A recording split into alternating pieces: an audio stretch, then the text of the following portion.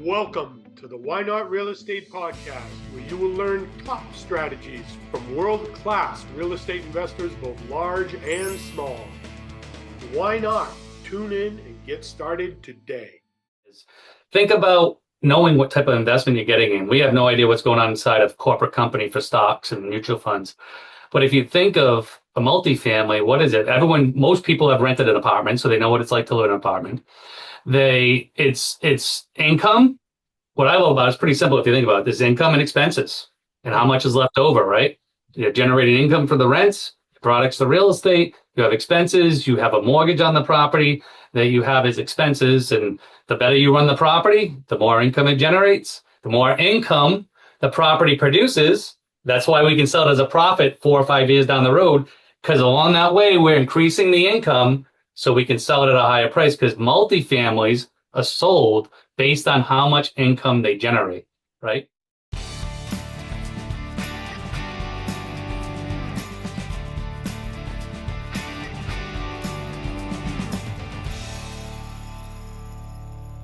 Hey, what's up, all of my real estate peeps? This is Brian Lucier with the Why Not Real Estate Podcast, back with another episode where we believe investing in multifamily is one of the best asset classes in real estate.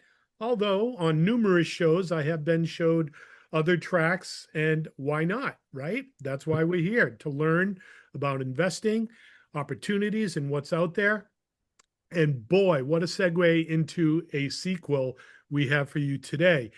In the 3 years of putting out the show, this is the first time we've had a guest come back for a sequel.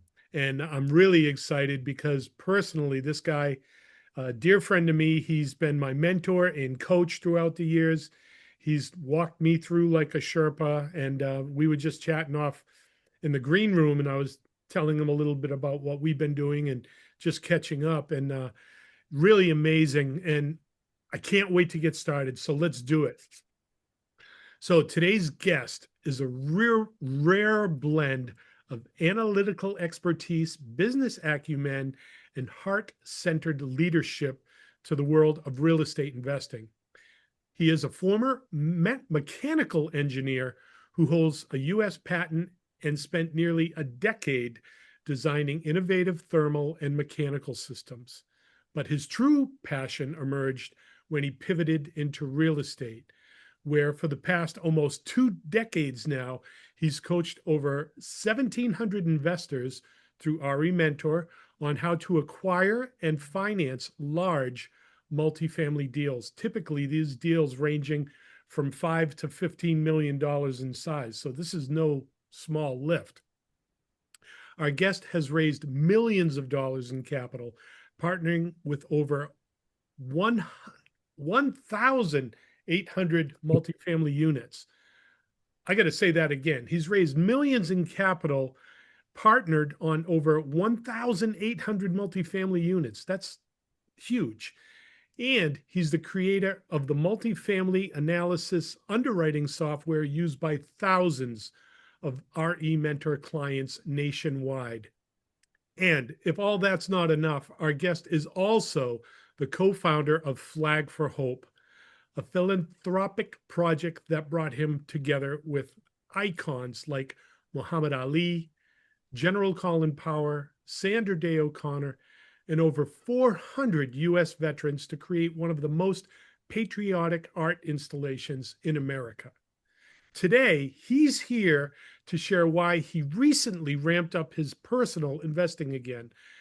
That's absolutely going to be a story. And what led him to form a strategic capital raising partnership with Viking Capital, and how new and experienced investors alike can generate passive income through hands-off multifamily investing safely, smartly, and profitably. Ladies and gentlemen, all of my real estate rock stars, peeps, and entrepreneurs, it is my pleasure to welcome back to the show my personal coach, mentor, and friend, Mr. Don Goff. Don, welcome to the show, and it's a pleasure Thank you. to have you back. Hey, thank you so much, Brian. And you're not just one of my students, you're one of my Hall of Fame students, Brian. You killed it out there. You took a lot of action, had a lot of growth. and very impressive what you accomplished over the years. And when I started seeing your podcast come out and we were talking about them, I can't believe that now you've been doing it already 3 years, and I'm honored to be part of it. Don, honestly, the podcast wouldn't be here if I hadn't met you and you hadn't been my mentor, walked me through coaching. I mean, if I went back, I would spend hours just explaining what you explained to me to other people. So if it's okay with you, Thank you. I'm doing a podcast to help share the inspiration and what you've taught me to change my life. So Oh, thanks a lot. I really appreciate that. And that's why I coach and why I continue to coach. I never thought I was going to be a coach, but it led me to that once I started coaching. I loved it. And I loved seeing how it could change people. let's jump right in and let's get started with your story. Don, how did you get started into multifamily investing and coaching others to do the same? Yeah, so it's kind of funny how I got involved because I got involved in real estate and multifamily by actually someone approaching me to become a passive investor, which is a lot of what we're going to talk about today. One of my friends had gotten into real estate. I was in the engineering world, corporate America, and I was watching him from behind the scenes. And one day he came up to me and said, "Hey, I'm doing real estate, right?" And I'm like, "Yeah." He goes, "If I next time I come across a good deal, is that something you might want to take a look at?" And I'm like, yeah. I'm like, I was so excited because I've always wanted to get into real estate. He didn't know this. He didn't know I was watching him the whole time, and I was a little jealous because he was creating this passive income stream on the side of his other job. But then he invited me to take a look, and that's what really kicked it off. So I took a look, but I was so interested that I started paying attention what was online, watching infomercials, taking it to the next level. And it's funny. So we got started, and I said, well, why don't we do this? Why don't we go to this seminar and check this out? And so we started educating ourselves and looking at some seminars. And then that really kicked things off because they told us one of the most important things there that we both of us didn't know. We didn't know anything about real estate, or he knew more than I did, obviously. But they said, go to your local real estate club meeting.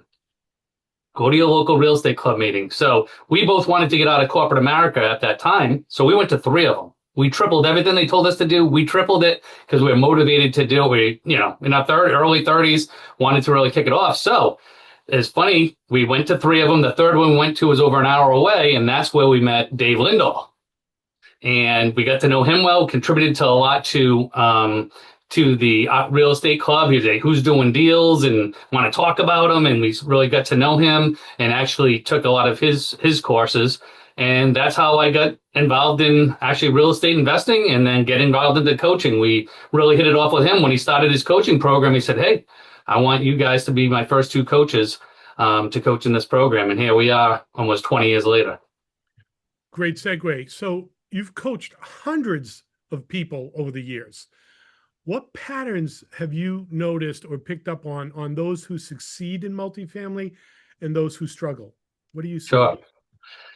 Yeah, it's mostly the commitment. Everybody wants something, right? I mean, if someone wants to lose weight or they want to lose, get a lot of money, they want to be wealthy, but they're not willing to make it a priority. That's one of the biggest things. They treat it like a hobby instead of a business. That's where I see people that are struggling the most, or the patterns I see. They don't start in what I coach on is really, hey, the first thing we need to do is we need to see how much time you not spend, how much time do you want to invest on in your real estate business. We have to start with that because that's the time you need to put into your business. What's the minimum amount of time you're going to invest every week? And then from there, we can decide, hey, what are the main things you need to do? You need to have a business meeting every week. And then we have to have goals.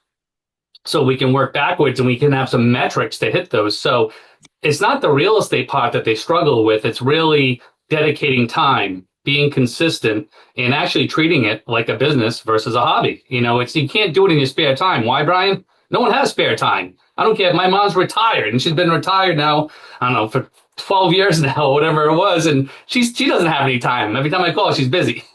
But you ask yourself, busy doing what? Right? So you really have to commit to treating it like a business. The great thing is you can start it out part-time if you want to, but you have to do it. It's those personal development things where they struggle the most. You mentioned time, right? And no, Yeah. they're not making any more of that, just like they're not making any more land. Yeah. Your previous episode, towards the end of it, you mentioned your calendar and just some really simple processes that you use Mm, to track your calendar. And just, I think you said something yeah. like if your calendar wasn't full, I'll paraphrase here. If it wasn't full, you're a fool. You didn't say that. I said Yeah, that. that's what you were thinking after. Yeah. So Yeah, huge. so here we are, right? After Yeah. years of coaching, you're back in the game now. Why did you recently decide to ramp back up and start investing again? And why now? Yeah. So I'm always presented with opportunity. I've been very fortunate in my life where everything I've had, I never had to, even when I got out of college, didn't have to apply for a job because people came to me because my work ethic and so forth. So I got this opportunities along the way. So I did that Flag for Hope project for 2 years and I traveled to 35 states, along the way, getting to meet hundreds and hundreds of people. But I was doing that on the side of my coaching and my educational business. Then I was also doing health and wellness as an opportunity with a paradigm shift in that. So I had other things. That's why I do real estate, right? To have options, to be able to do what I want to do. And I like to have my hands in different things. So I was doing those and enjoying them, but things had slowed down a little bit. The Flag for Hope project ended, and my other business I wasn't spending as much time in.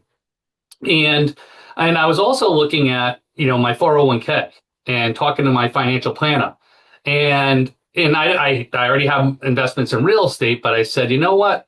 I'm tired of making the 8 to 10%. And I tell them I don't want to be super risky. I'm like, I'm in my early 50s, so I'm like one step below super risk, right? But it's always 8 to 10% return or 8%, 7%. You're paying the fees. I'm like, all right, I'm done.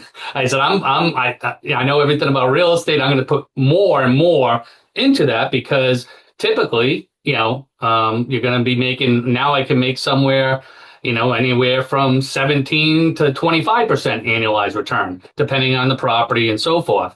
Ramp things up a lot faster. And I was just discouraged. I don't want to invest in the stock market. There's been so many fluctuations with different announcements being made, then all of a sudden the stock drops out and so forth. So I said, I'm going to start getting more involved in real estate again, and take more of an effort there. So I started invested for about a year. And so that's why I got started now, is to really start looking at the market. The market was, right after COVID was changing quite a bit. And I believe that the market's going to be moving forward. We study emerging markets, right? And looking at places that are growing. So now that kind of things settled out, because that disrupted things a lot, right, Brian? Because of the stay-at-home people, right? They get to work at home. It shifted a lot of dynamics after that. So it was challenging for a little while there. But now I see a pathway where things are growing, and so that's why I started investing again. So you had personal experience, well, previous personal experience as a real estate investor. You saw Yep. that, you knew how it worked, you knew your returns, and then it was like, okay, I'm okay now. And then you saw what the stock market was doing. It was like, no, this isn't where I want to be, and it's not giving me what I need. So Yeah. that was, I mean, those two drivers, you already knew real estate. This was not a new learning curve for you. This was Oh, flicking a switch, and right. you saw that 8 to 10% just wasn't bringing you where you need to be, because we go right back. We can't create more time. That's right. And here's another reason too, is I didn't want to get back in full scale, meaning finding the properties myself, and so forth. So that's another reason I was looking, once I found who I wanted to invest with, as I was, or decided who I wanted to invest with, then I took it to another step where I started getting more involved with them. So in the green room before we started recording, you Yeah. mentioned you now have a venture with Viking Capital. So you Yeah. mentioned the strategic partnership with Viking Capital. Yeah. Led you to join forces with them, and what makes that as a partnership so powerful? Yeah. Well, as you can imagine, I've seen the good and the bad and the ugly. There's nothing that doesn't have some risk, right? I mean, there is risk in real estate, but we mitigate it, which is great. And there's a lot of advantages to real estate. But the deal is only as good as the partners you get involved with and the communication people have. It's a big part of it. And for me, I did start with Viking Capital. So these guys, Vikram and Ravi, they started. I coached them to over 10 years ago. Probably what do you remember the years that you were in the coaching program? I know it was a while ago now. Yeah, we were living in Massachusetts back at Groton at that point in time. And Viking Capital, when you mention them, it's like my visual recall drives me Mhm. crazy. Yeah. Remember a business card with, one of those Viking ships on it, and I think it was Yeah. yellow, blue, or gray, something like that. hmm I So know you're thinking that, around it. yeah, I've met these guys before. Yeah, I think it was around the same time that you were part of the program, slightly before or after. But anyway, I've known them for 10 years. I coached them 10 years ago. I saw them starting out. I get to see them behind the scenes making decisions, how they worked with their brokers, their property management companies, how they worked with their investors, and how they treated people, their communication. So I was getting advertisements from them, and I watched them grow, and they had grown to do over 6,500 units. Their track record is they hadn't lost any money in the last 10 years. They're all about capital preservation. And, they've done $1 billion in assets. So that's how I determined, hey, I want to reconnect with these guys. I reconnected. I love the communication. And then I started investing. So I invested with them for about a year.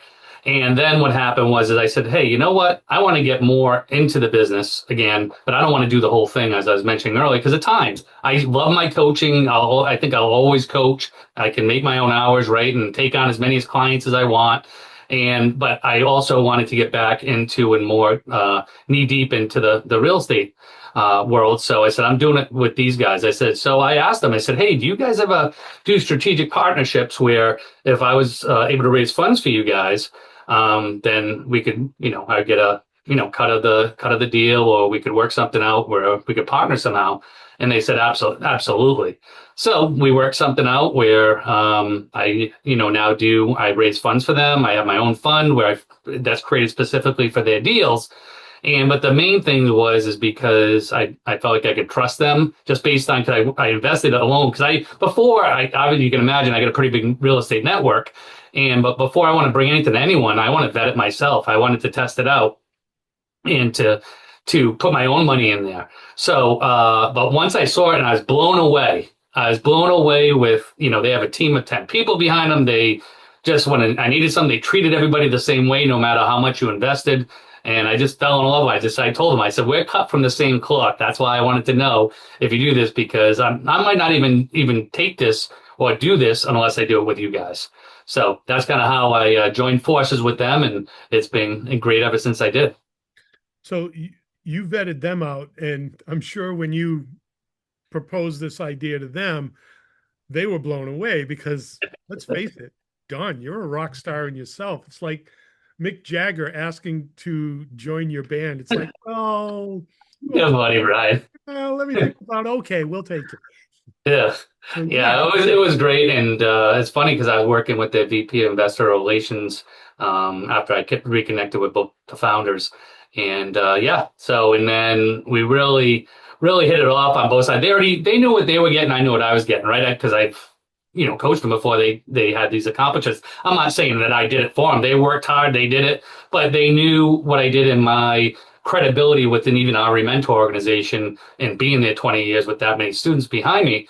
So anyway, it's been going really well. I'll do more with these guys moving forward. We went to a project in Phoenix back in April.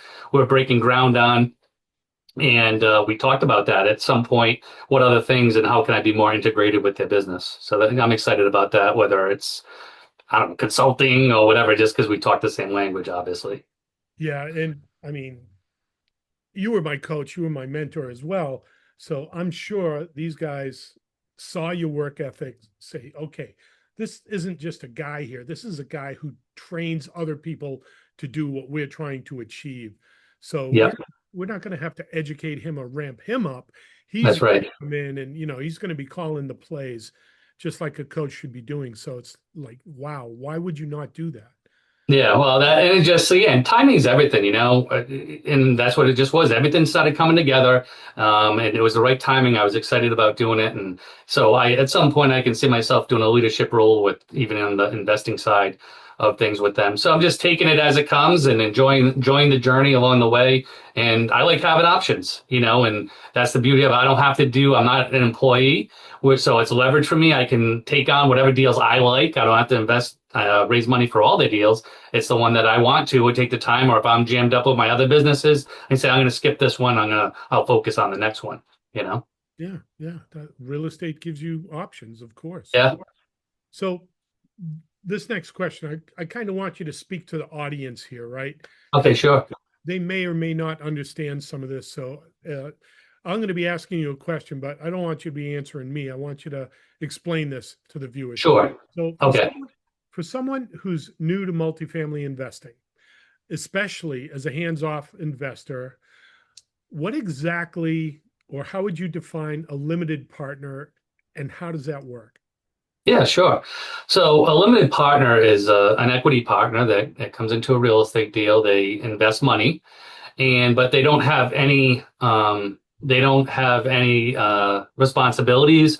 They don't participate in operations. They're just a passive equity partner. They invest their money and they're going to get a return on their money, just like they would if they put their money in a CD or a stock or anything else, and you're going to get money from the investment. So that's the nice part about it. So it's hands-off investing where you don't have to buy a property to get that passive income, because most people, that's what they'll do. That's all they know is they go out and they'll buy a property, and it's not really passive when you buy it yourself, right? I just call it leveraged income when you're buying the property, because you're going to manage the tenants, and if you're doing your own management, unless you hire someone like Brian to do your management for you, but you still have a lot of other responsibilities. It's a kind of like a whole business, but it's leveraged income because you're not there all the time. This is totally passive, where you put your money into the deal, you invest your money, and then based on how the property performs, you're going to get a cut of the cash flow and a percentage of the cash flow and a percentage of the profit on the back end. So you're an equity partner. Great explanation.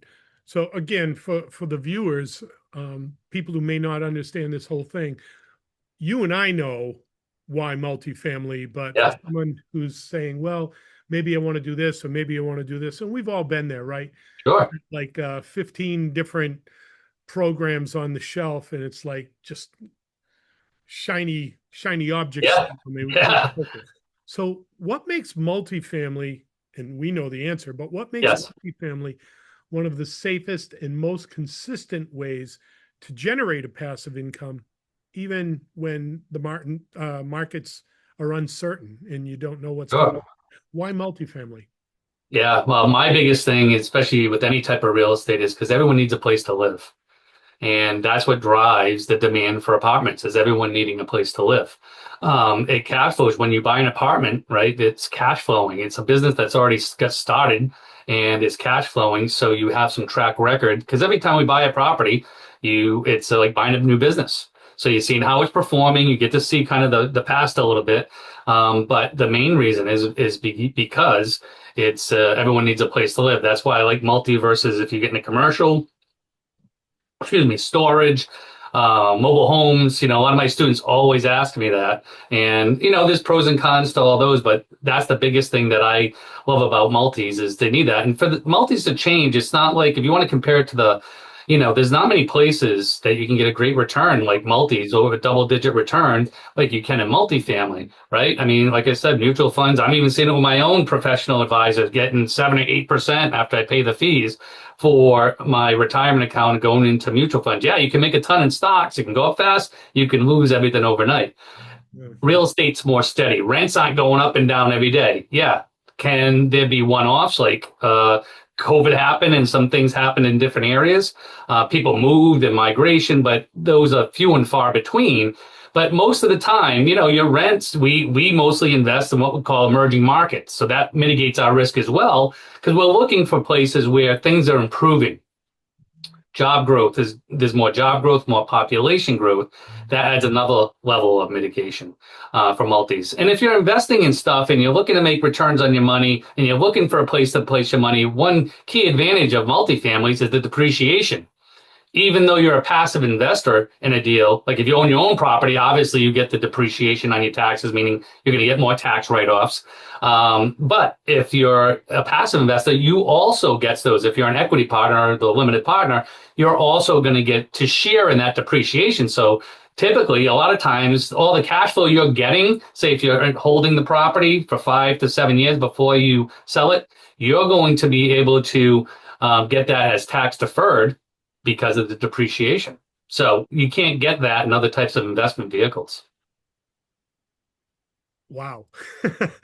Sorry, did I say too much? No, no, no. It's like for anybody who's never considered multifamily, hit pause, rewind, and listen to everything Don just said again. And yeah, it's like I'm going to do that again because yeah, so We many forget sometimes, right? I even forget how wonderful it really is, when you until you say it. right. And like you and I, we're in the trenches. Hmm. I mean, Don, honestly, you're probably going to have forgotten more about multifamily than most people will ever know. Yeah, I agree with that. It's already started happening. So once the water spigot turns on, it's like, oh, can I have a drink of water? It's like Don's got like a fire hose here. It's like, oh, let me just give you an answer there, just a like simple answer. I'm trying to hold back because I don't want to overwhelm people too much. No, and I can hear how excited you are when you talk about this, and I Yeah, hope the viewers get that as well. So, going back to the viewers, NLP, general partner, all that. How important is the sponsor operator relationship when it comes to passive investing? huge. It's huge because it's how the deal performs, right? They're protecting your investment. They're running the property. They're in control of operations. Unfortunately, out there's people that always don't do the right thing. It's in any industry, right? So a lot of people talk a big game, but they don't follow through. You get their money, you don't hear from them. They answer every question every single day, and then you invest your money, and then you barely hear from them. It's hard to get in touch with people. And again, that's not just real estate; that's in a lot of different things. So the people that you get involved with is super important. To me, the number one thing is communication.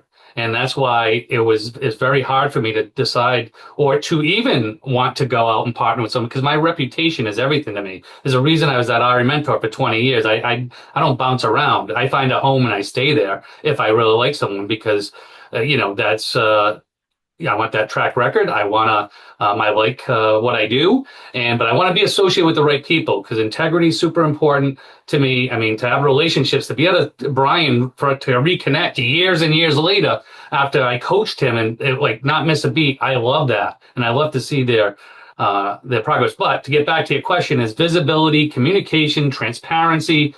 It's okay. It's not perfect. It's okay. I want to hear the good, the bad, and the ugly, especially if I'm bringing investors into someone's deal, because I want to be transparent with them. And that's what I found as an investor myself with Viking is they were doing that with me. So I'm like, good. I'm glad you tell me all this and they weren't afraid to. They were happy to tell me that because this is reality, right? And I knew I'd be able to convey that to my investors. So yeah, very important on who the sponsor is that you're getting involved with. Some level of trust. If you don't know them, then do a little vetting. Look online a little bit, see what's about them. What's their track record? Ask them the questions. I trained some of my investors that got involved with me, and they were still looking at other companies. And one thing they learned is they said, "Hey, I would have never asked this question," but they said, "Hey, have you ever had capital calls?" Yeah. Right. And they asked the person was transparent, which I think is great, that they did because sometimes things happen. But anyway, they said they really liked that they could ask it, find out the story behind it. So that way you can kind of see how do people asking some tough questions. So that way you can see how do people operate in certain conditions. Yeah, really good stuff. Because a limited partner is someone who comes in with money, and to sum it up, they're going to write a check, and their expectation is to write a check and get a bigger check back. Yeah. General partner, they're the one driving the deal. They're the one in the driver's seat. They're driving the bus. We had Brian Burke on the show a while ago. Really, really smart guy. Actually, one of our first billionaires on the show. Oh, wow. Holy cow. Nice. Yeah, and he wrote the book, The Hands-Off Real Estate Investor. Oh, cool. He wrote that book for limited partners because one of his friends, a woman he know, lost her entire life savings going in on a GP, and he didn't want to see that happen to anybody else. And he wrote that. That's awesome. And now he's actually back buying properties again. I mean, everyone that I've interviewed who's been on the sidelines waiting for the market, boom, boom, boom. And now even yourself and even Yeah. myself, Yeah.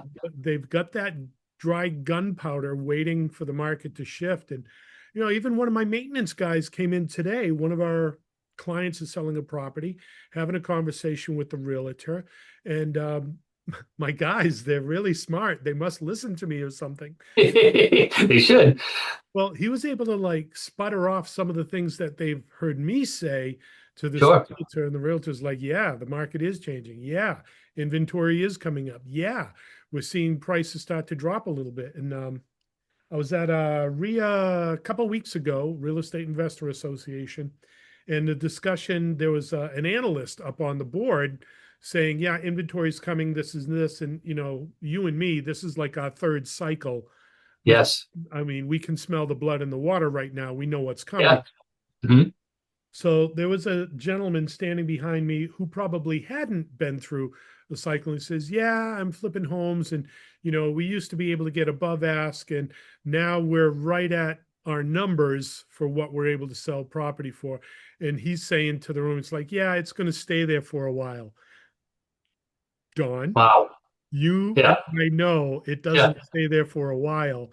That's right. As soon as that trigger goes, all the cantaloupes, all the cantaloupes, all the antelopes, Yeah. not the cantaloupes, all the antelopes are running like they just got spooked, and boom, now all the sellers are like throwing their properties on, which, Yeah. what is it? It's July 29th, Yeah. 2005. This is probably going to air September. Yeah. It'll be interesting to see where the market is, because right now, you and me talking, I think it's coming, right? The Yeah. the knife is going to fall fast. And Yeah, well, the thing is, people have been holding off for a long time because of interest rates, right? To sell because they want to get higher prices. They've been thinking they're going to come down, so people can pay more because they'll get more cash flow.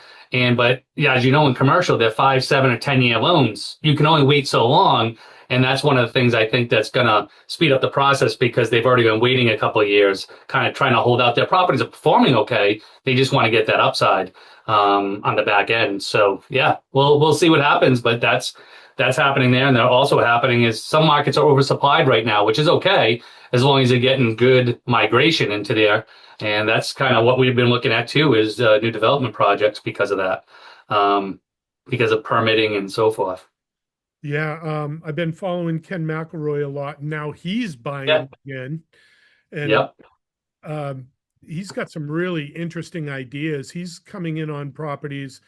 I mean, the deal I'm doing tomorrow is 80/20. I got to put in 20% because of what you taught me, credibility, Hmm. know what I'm, or I like to think I know what I'm doing. I always go, Yeah. Of course you do.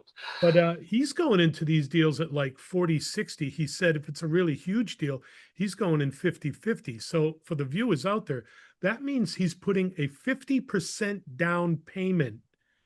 Why? Because he sees the market is jittery and he's going to be secure, because if the market does drop, at 50%, he's still going to be 20, 30% above water if the market gets funky.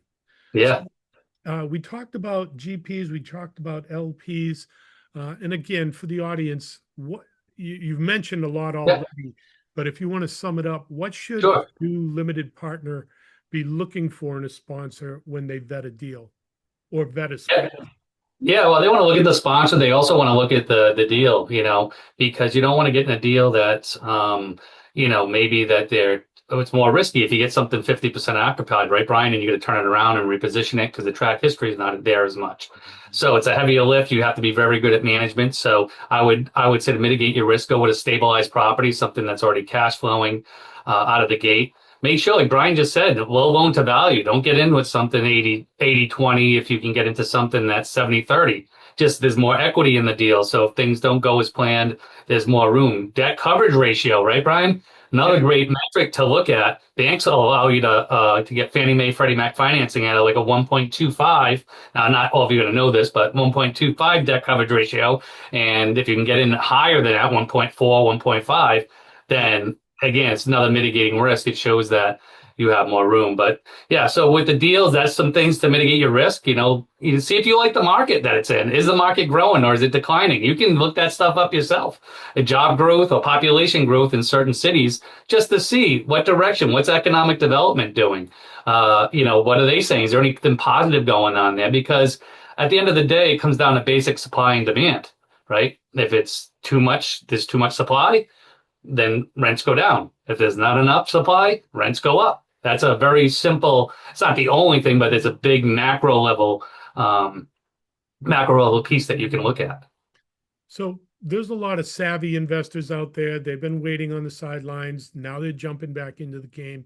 So someone who's jumping in the pool the first time here, what are some of the most common mistakes or assumptions you see a new passive investor make when they're getting started? And just talk directly to the audience on this one. Sure. Yeah, the thing that you want to look for out there, the biggest mistake is don't always go for the highest return, right?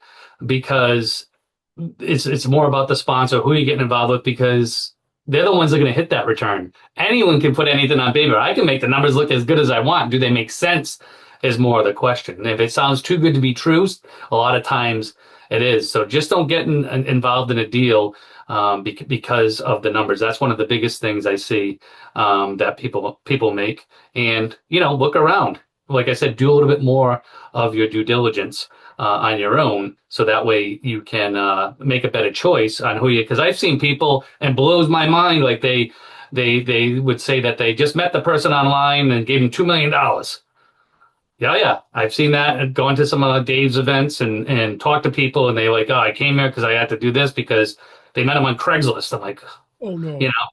But look for people that are online that have exposure, people that have experience in the industry. They're not, I've been doing it 20 years. I've been involved in the same coaching company for 20 years, educational company. Obviously, Brian came out of that. My other Hall of Fame students that I partner with, they came out of that program with Ari Mentor.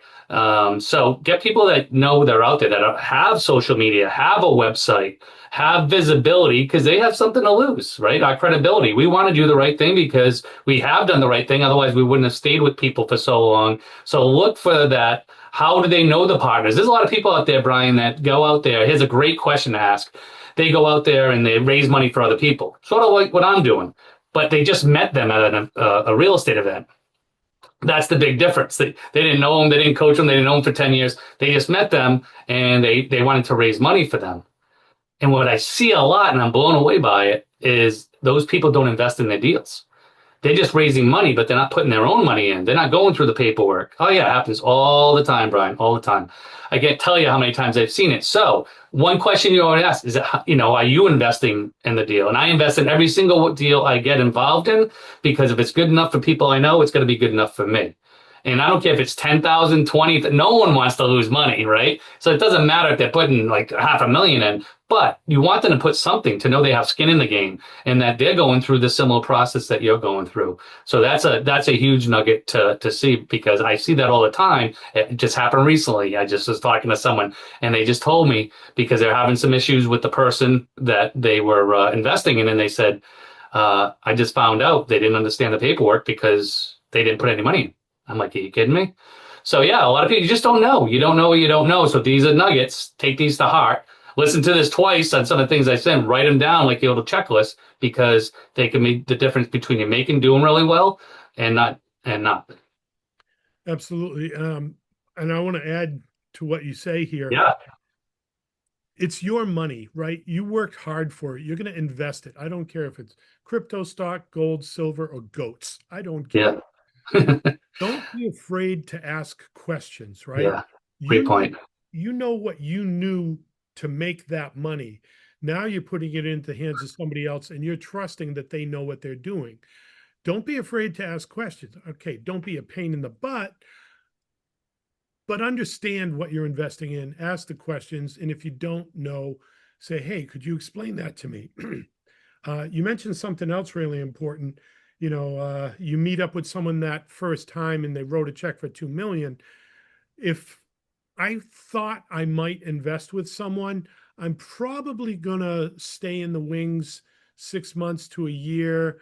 If they're gonna present the deal to me, it's like, okay, maybe not on this one because I'm tied up in something right now, but follow that deal. See how you had a great question. Did you have to do a capital call, right? Did you have to Mhm. do this? How did the deal turn out? Wait for the end of the deal to see how it turned out. Then you've got a little bit more track record on that GP where next time around, next time they have a deal, it might be something that you can join them on, right? Yeah, that's great advice. Even, yeah, take a look at if you're not ready, or don't put all of it in there. If you only have 2 million, put in 100,000 to get started, so you have some of it left to do that. But yeah, that's a great way to follow along or bring them through the deals. And just because someone had a capital call doesn't mean it's a bad thing. Things happen sometimes. See the reasoning behind it. What did they do about it? How did they treat the investors? Did they stay in communication with them? And what did they learn from it? Because it's not a perfect world out there. So, what types of strategies would you recommend to help a new investor mitigate some of their risk when they're entering a first deal? What type of, I mean, Yeah. what should they set up? What should they be thinking? What should they be doing? Yeah, so understand what your risk tolerance is. That's one thing, right? If you've been only putting money in CDs all along the way and you've never been involved, ask a lot of questions. I just did this with someone that I knew. They were been watching what I've been doing and asked me about it. And they asked, what are the risks? And I shared all the risk with them. So they weren't afraid to ask questions, which was great. But you have to understand your risk tolerance. A CD, you don't lose money. You only make 4%. The stock market, some people have the stock market or they get into options. They're more on the risky side.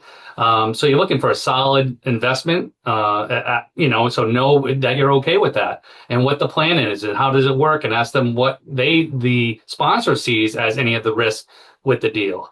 But educate yourself. There's great things. I mean, I post and a lot of other people though on LinkedIn, educational stuff, LinkedIn or Facebook, so where you can educate yourself on, hey, what are the top, and do some searches. What are the top 5 mistakes? What are the top 10 mistakes? How do you become LP investor? What should you look out for? There's just little tips and nuggets that you can learn. It doesn't mean you're going to take a course on it, but just, macro level stuff that if you do that, you're going to significantly improve or mitigate your risk. But you can stop by doing that. Look on. As soon as you do a few searches, unfortunately, it's double-edged sword. You start searching some of this online, and then all of a sudden, you're going to get all the articles sent to you, right? Because it's all the algorithm out there. But that's the biggest thing. Educate yourself a little bit, so that way you're more familiar with it and what to do, what not to do. And like Brian said, one of the key components: ask a lot of questions and know who you're getting into business with, because all sponsors aren't created equal. So you bring up some really good stuff, and I remember sitting with my CPA once, and he says, "Well, aren't you ever going to think about diversifying?" I says, "I do. Yeah. I buy lots Yeah. of properties." Yeah, that's true. That is the diversification. So, that's a funny little story, but I want to add to that a little bit, right? You mentioned, I took some notes here. Your first deal, you don't want to go all in with your whole basket of eggs here. Yeah. Diversification, what does that look like? I mean, a younger investor can probably assume more risk, where someone at my age, I want to see maybe a lower return, but lower risk as well. All right. Yeah. Something a little more solid, steady. Yes. So, what does diversification look like as a real estate investor? Maybe you cut up your nest egg into 5 pieces. Maybe these two, you'll do something a little more risk adverse that'll give you a better return if the deal works. And then something a little bit more stable, so you've got something solid. So, yeah, diversification usually means do some of this, do some of this, do some of this. But for me, even in multifamily, it can stay as multifamily. And depending on the risk, depending on the sponsor, depending on the deal, depending on the emerging market, you could diversify out that way as well. Yeah, no, that's great advice. And look for more cash flow. Usually the more risk adverse is less cash flow at the beginning and more in the back end. That's why, if you have something that's a vacant property or 30% vacant, you'll see that a lot of them out there, they have higher return overall, because you're taking more risk on it. The ones that are cash flowing more, they have more of the track record. They're more stabilized. So those are less risky to get involved in. Yeah, it may be more steady cash flow, but not like a gushing stream. Yeah, but if it's still showing 17, most of them is going to show 17, 18% average annualized return or projecting that, because again, it's not a guarantee, then that's better than anything else you can get out there. Even if it didn't hit those numbers, you hit 15. Where else can you get 15% beside crypto or the stock market? But again, those are a lot more risky, in my opinion. Risky. So if someone doesn't have a lot of time or doesn't have a lot of experience, but again, they want to build wealth through multifamily, what would you suggest? What would the path be, the first steps they can take to get started? Yeah, I would educate yourself, as I mentioned earlier. That's one of the things. If just learn a little bit more about it online to start out with, and then as I mentioned before too, is that on Facebook, LinkedIn, I know I receive stuff all the time. I'm putting stuff out there because I want my investors to be educated. I want them to know what they're getting to, and because there's plenty of money out there and there's plenty of investors, and you want it to make sure it's a good fit. So I would say you even go to your local real estate club meeting. You can meet some local people there, get educated there, listen to people, get more familiar with the industry. And one of the big things I want to also add, Brian, is when you are talking with someone that you might be interested in their properties, you want to ask them, hey, what has to happen to hit these returns, right? Like there's certain things, if it's a value add component to it, there's certain things that have to happen. So you can kind of see, hey, how realistic does this sound? So, but that's what I would say. Educate yourself, stop looking online for people, and you might find that you have friends. Like on Facebook, it shows you might see someone's advertisement on there, just or educational piece, and you can see, do any of your friends follow this person? Maybe they've already invested with them before, right? And that can, again, be on LinkedIn, Facebook, see if you have any direct connections, because referrals are great, right? If you have someone that already knows this person and known them for a while and knows their history, that mitigates your risk huge, right? So I think that's really important. Really good starting steps there. So absolutely educate yourself, milk your network, find whoever you can. So here we are, right? That newbie or somebody who wants to do this, they don't have the time, they don't have the experience. They've been educating themselves, building the network, building it up, building it up, building it up. Analysis paralysis is real, right? Oh yeah, huge. You can get to this point of absorption where you don't even know which way to turn. Your head Sure. could be exploding with knowledge. So how does somebody know when they're ready to invest with a limited partner? I mean, is there some mindset or trigger, financial readiness component? I mean, Yeah, what's that point where, okay, I stopped reading all the articles, I found somebody and I'm going to jump in? sure. What would you recommend as a plan of action? Yeah, well, the thing is, it's about options, right? That's why a lot of people look at different things. It's what options do I have to make a similar return that is, what I look at and why you invest as well. I look at real estate. Hey, I have a hard asset, something I can feel and I can touch. It's not a piece of paper, right? That's a mitigation to me. Having something to invest in that people need a place to live. That's something they're always going to need. Commercial buildings, a little bit more challenging because businesses can go to business, more stuff sold online. So you got to ask yourself, what other options do I have? I can keep my money in a CD, or I can put my money in mutual fund and make 8%, and or put it in the stock market, make this. Where does it fit in? But say I want to be what are your goals? If I want to make and build my retirement or nest egg faster, let's try a portion of my money, put it in. That way you are mitigating your risk. You're not putting a whole nest egg. So that's something you could decide on. But that's what I would say. When I was talking to my friend that had the money in the CD, we had about a 40-minute conversation. By the end of it, he's saying, why doesn't everybody do this? And I'm like, because not everyone knows about it and knows that they can do it, or knows someone that they could trust to get involved with. But yeah, so those are the things that I would look at, is just lay down on a piece of paper, pros and cons list. What are my options, and what each box, and how is each risk mitigated?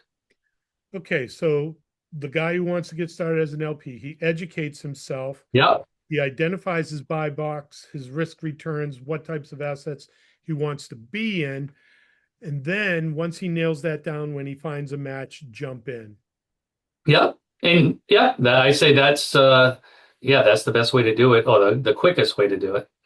So now I want to turn the spotlight back on you, right? Okay, sure. You've been through this process. You are pretty much on autopilot because you've got experience, right? Hmm. That one component somebody starting out doesn't have. Uh, Hmm. Time, we only have the same amount of time. So could you talk about a deal that you've maybe recently done that or that you've invested in? What attracted you to it, and why for you? And everyone's going to have a different answer. But what Hmm. attracted you to that deal, and why did it work for you? Sure. So yeah, the latest one of the latest ones we did was actually in Atlanta, and it was property was Avondale Hills. And one of the reasons, or there's a bunch of reasons I got involved in that one, we're getting it significantly on the market, so there was built-in equity to it. It was a newer property. We were buying it from a builder. So, newer properties, obviously, it's not 1970s, 1980s. It's brand new. So a lot less deferred maintenance and issues that can happen and things you have to deal with or mitigate. So that was really important to me. In that particular deal, I like that it was newer. And I also like it's a 3-year hold project. I'd rather hold 3 to 5 years. Some people like 5, 7, 7 to 10. I like to turn the money over. And a lot of times what happens is this property was like at the time 90, a little bit more than 90% occupied. So it's cash flowing very well in a great area, and that's growing. And so those are all the things that I really liked about it and why I got involved in the deal. Plus, there's great bonus depreciation, which I'm not going to get into, but there's, bonus depreciation that's been happening in the last 5 years where you get to depreciate the property faster, and so forth. But I like that 3-year time range. Most time, if you're doing a 3-year project, it's going to be a new development project, or it's going to be a project that's a repositioning project where you're buying something below market because it's 60, 70% occupied. You have to remove a lot of tenants. You got to reposition, change the name of the property, rehab the property. Again, more risky. So when I saw this is a brand new build and the developer wanted to get out, they held it for a year. They're not into holding properties. It's because of the relationships of Viking that they got the property. I really like that component of getting a Class A property and have a 3-year hold projection. I always like to say projection because it's not guaranteed. You look at the market and you got to see if it's the right timing of when to sell the property and so forth. But 3-year versus a 5-year target is significantly less. Wow, so smart. It was a stabilized asset, new build, 90% rented. Mhm. Value add wasn't really on the table because it was brand new. I mean, you might find a few things you could do, but there's no real big thing there. You did, Built-in equity. yeah, built-in equity. You did mention bonus depreciation, and in the new big beautiful bill, uh, Yes. we're going to be finding out more about that this weekend when I go down to Dallas.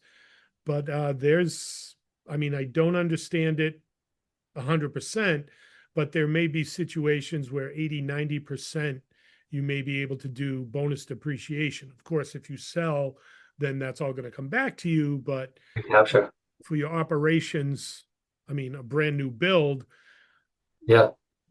there's some nice stuff on the table there. Yeah, with that one, and we closed at the end of 2024, and that one, for every $100,000 that was put in is $34,000 in passive losses and bonus depreciation in the first year, which is a lot if you sell a property because you said it's deferred, right, Brian?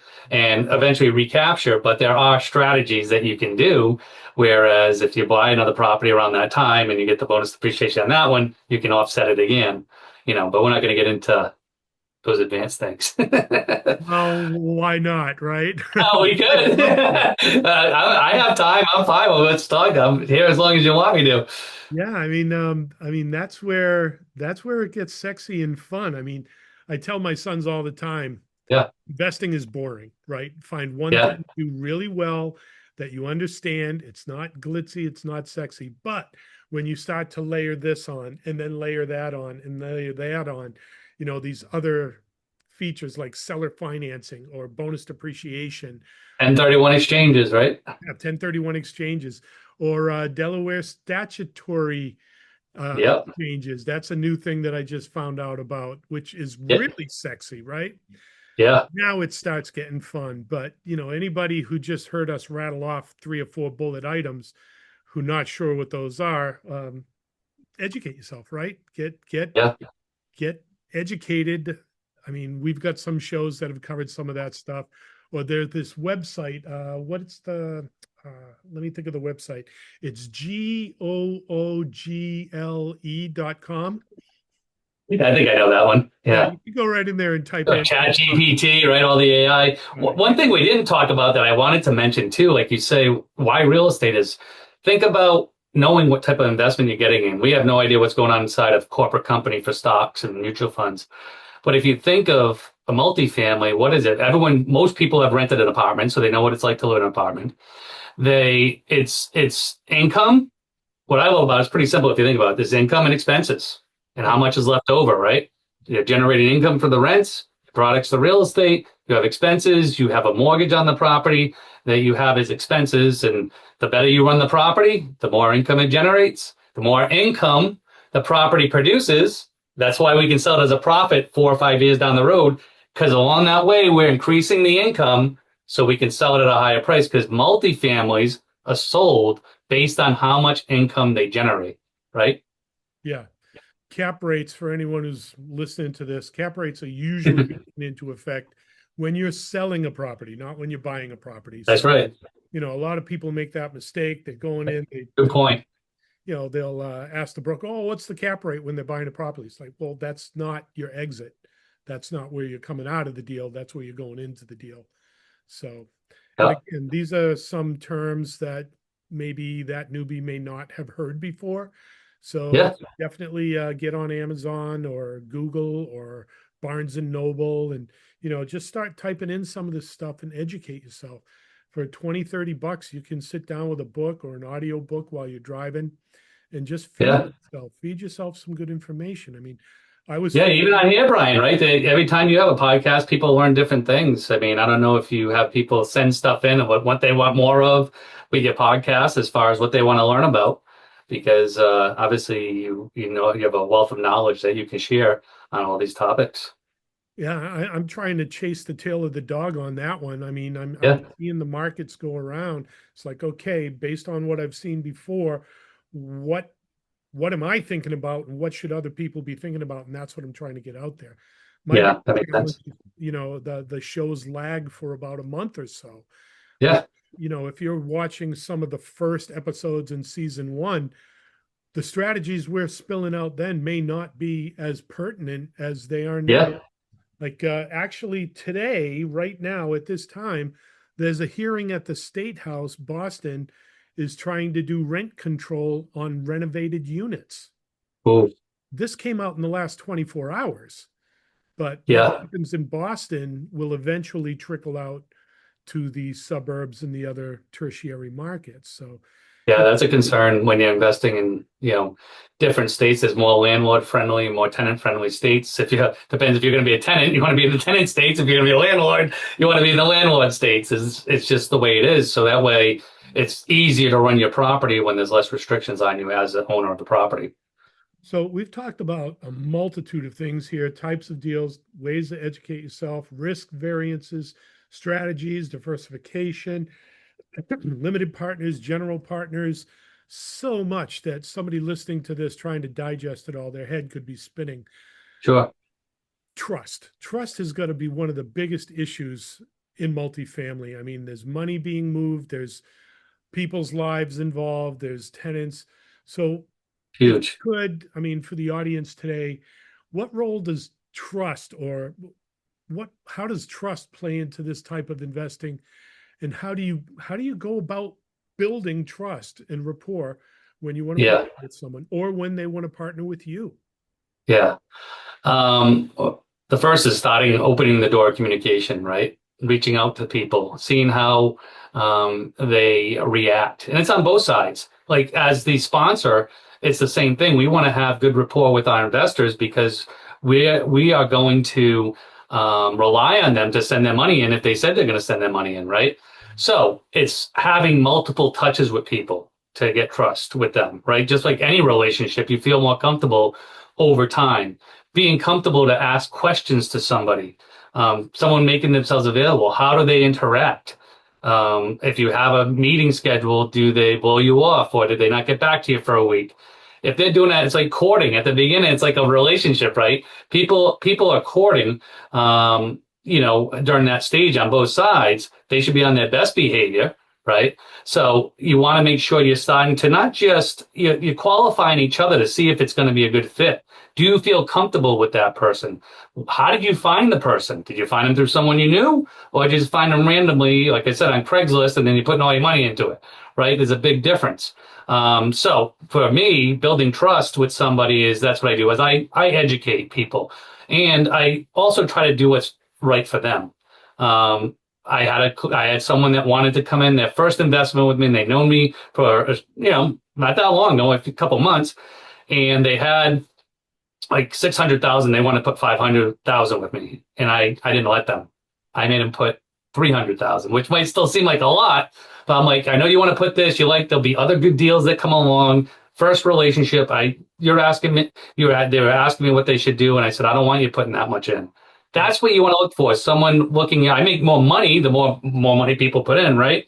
But I knew it wasn't the right thing to do. I'm looking for long-term relationships with people. I want to test out. I want them to feel comfortable. And that's what you're doing to build the trust. But the biggest thing is communication, having meetings, having a face-to-face, getting on a Zoom with them, seeing if anyone in your network knows them, doing Google searches on them. Those are all things that can, gain more trust, because you say, well, what's their track record? They've been with this company 20 years. They've been doing this. Even from, just say, I'll use myself as an example. I've been with Ari Mentor for that long. I've known Brian for 10 years, and we got back in touch after, and now doing podcasts together. Viking Capital knew for 10 years. So you can kind of see a history or a trend with whoever. Now, they don't have to have the same background as me, but you want to see some consistency and something that you can follow and research their names. It's amazing what you can find with just putting people's name on. I know most people don't do it, and you can see what does pop up when this person's name is put on there. So those sort of things. But trust is the number one thing. That's the number one reason I had to have trust in Viking when I partnered with them, because my reputation on the line, bringing friends, family, colleagues into investments. I need to know that they're going to do the right thing and how they operate their business. Well, same thing with anyone you get involved with. You'll have to do the same thing. You mentioned something really, really important, and I want to put a spotlight back on that. You had an investor with 600K, wanted to put in 500K, and you actually advised them to be a little bit more conservative. Smart and good on you. And if that didn't build trust in the relationship, I don't know what would. It's like, no, please don't put all your money, because there's other opportunities. Maureen Miles, I know you know Maureen, right? Oh yeah, Coach years ago too. She's awesome.